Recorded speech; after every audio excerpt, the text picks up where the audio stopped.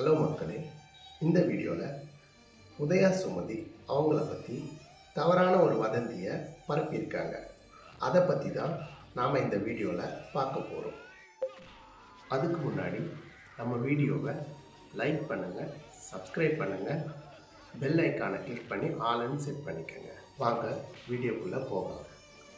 உதயா சுமதி அவங்க கணவனை இழந்து ஒரு கை குழந்தையோட இந்த சமுதாயத்தில் முன்னேறி வர்றதே ஒரு பெரிய கஷ்டமான விஷயம். இதில் தேவையில்லாமல் அவங்கள அவதூறாக பேசுகிறதும், தப்பான குற்றச்சாட்டை அவங்க மேலே வைக்கிறதும், அவங்கள ரொம்பவே கொச்சப்படுத்தி பேசுகிறதும் ரொம்பவே ஒரு தவறான செயல்.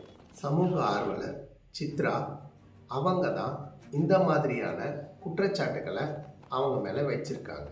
அது மட்டும் இல்லாமல் அவங்க ஒரு நைட்டுக்கு 1 லட்சம் ரூபாய் வாங்குறாங்கன்னு அவங்கள ரொம்பவும் கொச்சப்படுத்தி இழிவாக பேசி இருந்திருக்காங்க. இவங்களுக்கு வியூஸ் வரணுங்கிறதுக்காக ஒருத்தரை பற்றி எதுவும் தெரியாமல் அவங்கள பற்றி ரொம்பவும் இழிவாக பேசுகிறது ஒரு மிகப்பெரிய தவறான செயல். ஒரு பொண்ணுக்கு புருஷன் இல்லைன்றதுக்காக அவங்க மேக்கப் போடக்கூடாதா? அப்படி அவங்க மேக்கப் போட்டால் தப்பானவங்கள் ஆயிடுவாங்களா?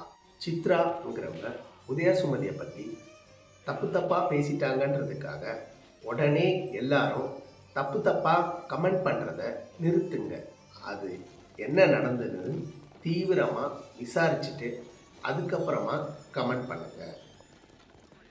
ஒருத்தங்களை பற்றி தப்பாக பேசிட்டாங்கன்றதுக்காக உடனே நீங்கள் அவங்க தப்பானவங்கன்னு நினைக்காதீங்க.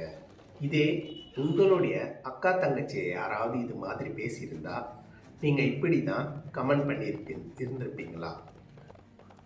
தயவுசெய்து உதயா சுமதி அவங்கள தவறாக பேசுகிறதையும் தவறான கமெண்ட் பண்ணுறதையும் முதல்ல நிறுத்துங்க.